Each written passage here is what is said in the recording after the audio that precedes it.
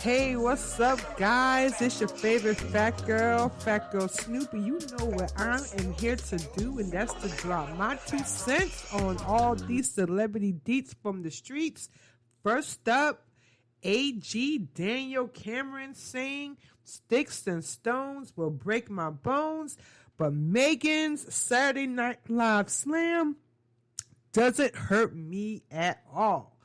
Okay, so if you missed it, Megan Thee Stallion performed for the first time on Saturday Night Live after the infamous alleged shooting by Tory Lanez. But she came back with a vengeance and a powerful message in regards to Breonna Taylor.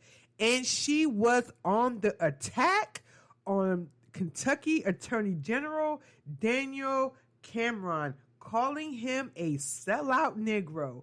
Now, usually stuff like that, that's fighting words. But he says he's not going to play the war of words with Megan because he says his philosophy is sticks and stones. So he's taking it back to preschool. Now, Attorney General Cameron went on Fox and Friends Tuesday to respond to Meg's Saturday Night Live performance. And he said the disparaging remarks she made about him are the same ones he's faced since college. He says it's nothing new, especially for a black Republican.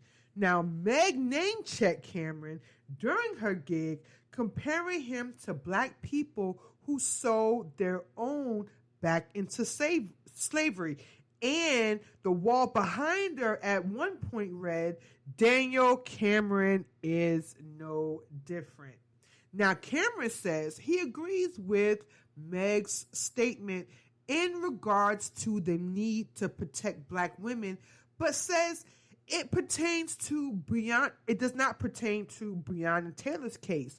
He says that he did his job and he refuses to cave into the public narrative, which he, by the way, fought to clear that involved officers of wrongdoing instead of prosecuting someone for killing poor Breonna while she was asleep in her bed. No one deserves to die that way. And I feel like he should have did his damnness to make sure that those officers were held accountable instead of being held accountable for shooting into a white woman's apartment. I'm just saying, people, that is the straight facts. Now, back to the Attorney General. He says that that Meg's remarks doesn't hurt him one bit. But, well, it's not a but. He says that it only makes it worse because she is exposing the intolerance the tolerant left claim to embrace. Okay, so bottom line to this story is that Cameron is unfazed. But guess what, Cameron? Guess what? So are we. Justice for Breonna Taylor. And I'll say it again. Justice for Breonna Taylor. So Nene Leakes is out here pissed, and she is going off, and she is talking to anyone that is listening. Okay, so did anybody catch the interview that she did with Tamron Hall? So during the show, Nene, not only did she cry, okay, she was crying crocodile tears about what she calls mistreatment behind the scenes at Bravo. Now, she also spoke about the contract that she was offered for season 13.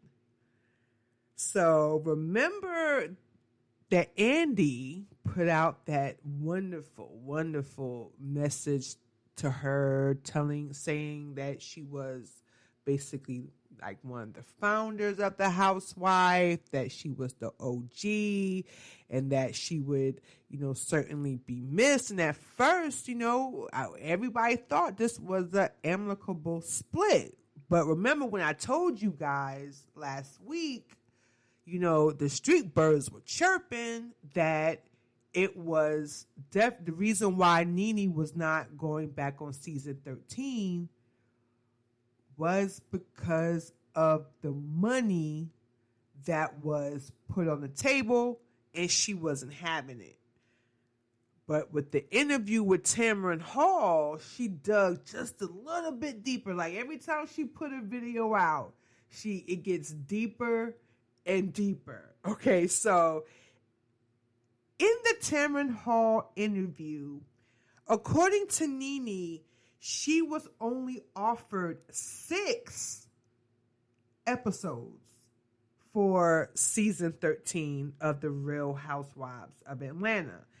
And while her salary wouldn't change, allegedly, but I heard that it actually did. It went a couple of notches lower. But I'm just going to leave it at allegedly. She said that the reduced role was another example of how Andy Cohen and Bravo forced her out of the franchise. This is what Nene said.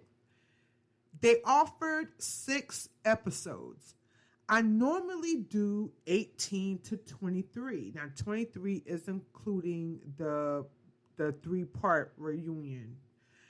No, my salary would not be reduced. But like I said, I heard different. I'm just saying. Okay. Let me continue what she's saying. Basically, what happened is over the past 4 years, I have felt very forced out. I have felt my role was being diminished. Every year, they would give me less and less and less episodes. Now, I could believe that, okay? Because remember, she was, last season, she tried her best. And she pulled all the stops to, for her to get, some camera action, including pulling Wendy Williams in while she was filming, and which allegedly Wendy said she had no idea that it was happening. But anyways, let me continue. It wasn't me that was holding out, because every year people were saying that Nene was holding out. She said, it wasn't me that was holding out. I was just trying to understand why I was being given less and less every season from the show. I helped to become successful. Well, maybe she was a little stressful. Maybe she gave Andy and Bravo the run for their money, because she said she is the OG.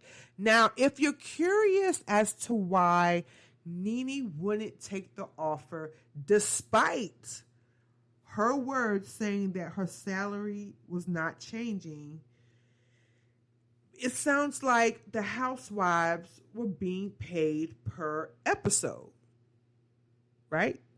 That's how I see it. Okay, because the rate of a salary per episode was clearly remaining the same, but 6 episodes means a lot of less money than maybe she was used to. Because don't forget, we're in the COVID times. The country is still suffering from this pandemic, and the cost of production now is like getting less and less, because people are basically setting up their own cameras at home. They might have a few camera crew, but they definitely downsized in production. So it could just mean that these 6 episodes, was more than she was used to. Now, my girl Tamron, she went in on Nene over the claims that there was, systematic racism and discrimination happening at Bravo. But according to Nene, all the Black housewives have been treated differently behind the scenes, which I find very intriguing because they're like the highest rated one. I mean, the Housewives of Atlanta, like, that's probably one that I will actually, sit down and watch. Potomac, grew on me this season with all the scandalous mess going on. But here's what Nene said. She said, for a long period of time, I was the only Black original housewife in the entire franchise, said Nene.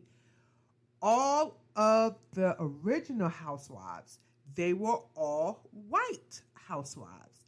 We were definitely treated differently.